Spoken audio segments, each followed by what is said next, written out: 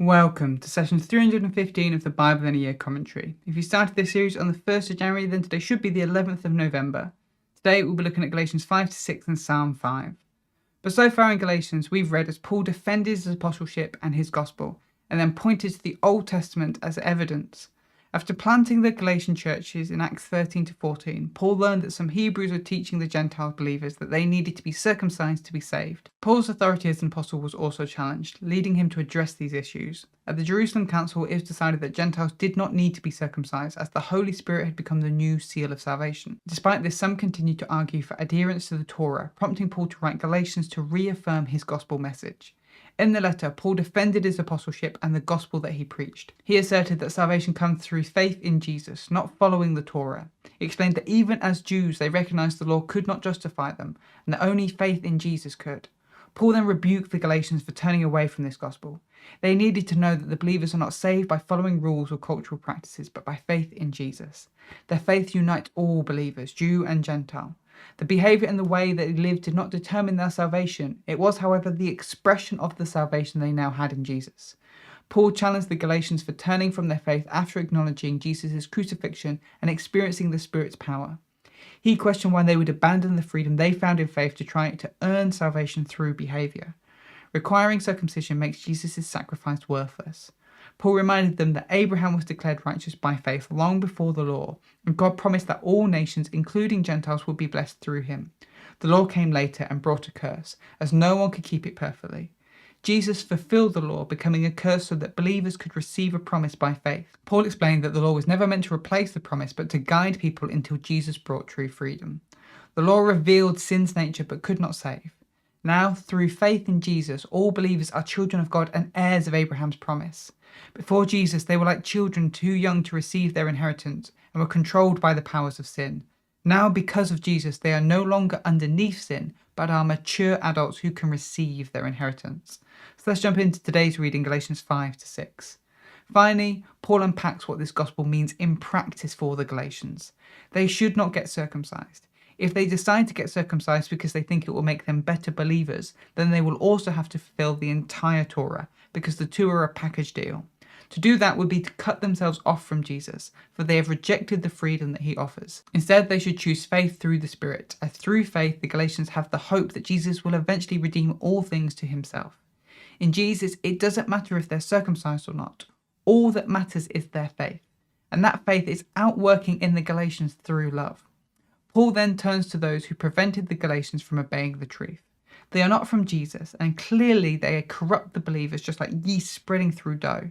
Paul is confident that the Galatians will turn away from these teachers, and that these teachers will have to pay the cost of confusing the Galatians in this way.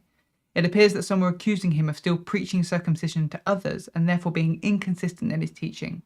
We can see a potential example of this in Acts 16 verse 3, when Paul had Timothy circumcised.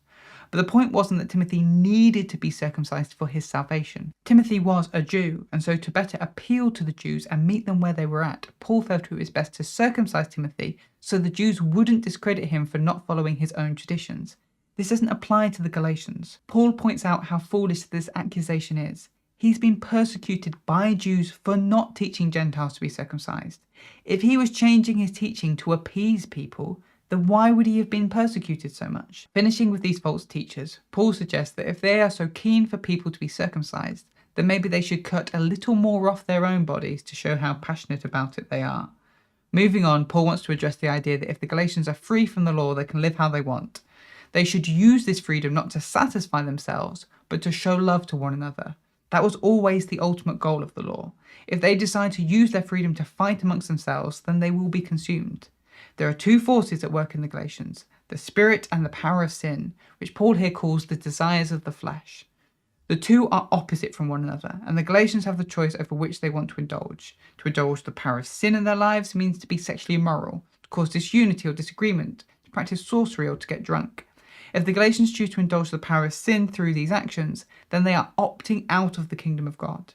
In contrast, to indulge the Spirit means to practice love, joy, peace, patience, kindness, generosity, faithfulness, gentleness, and self-control. There is no law against such things. To live by the Spirit means to die to the desires of the flesh and be guided by the Spirit in these things that indulge the Spirit.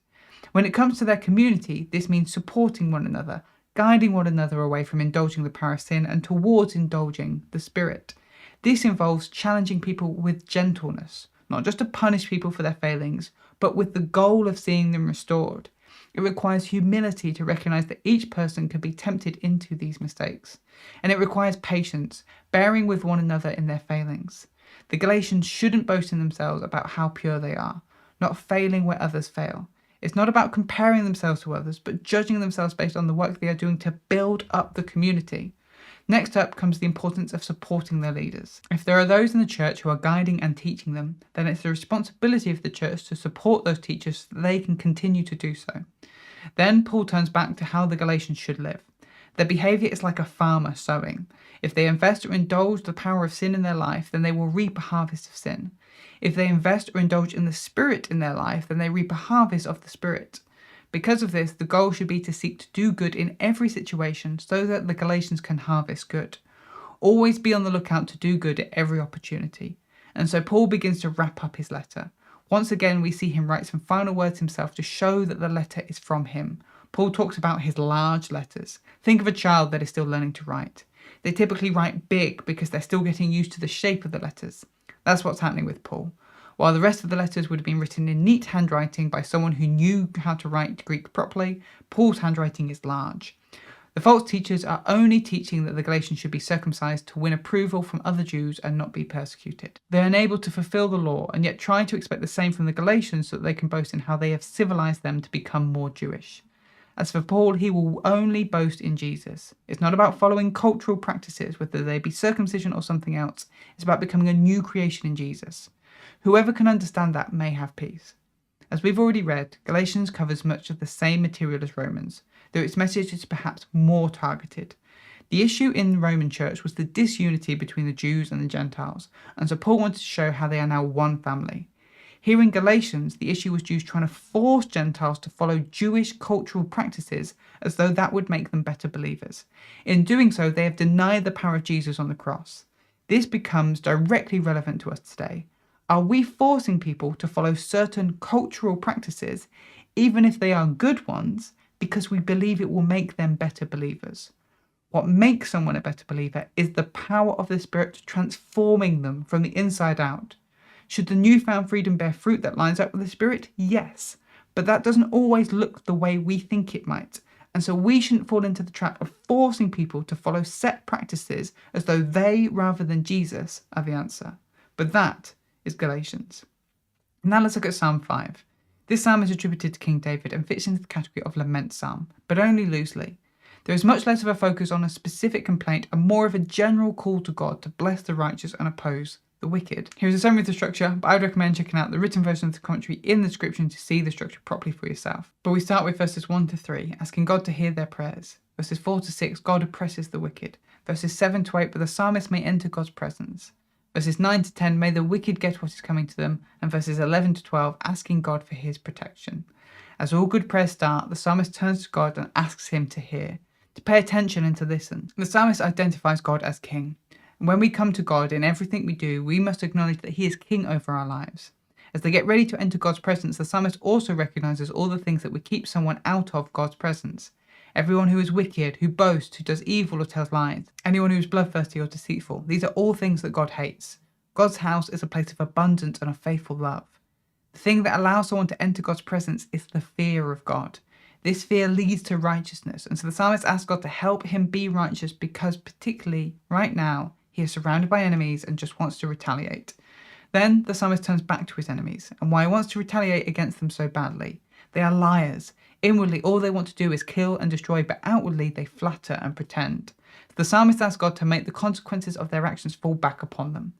Finally, the psalmist asks for God's protection. While those who are wicked should be rejected, may those who trust in God rejoice and be protected.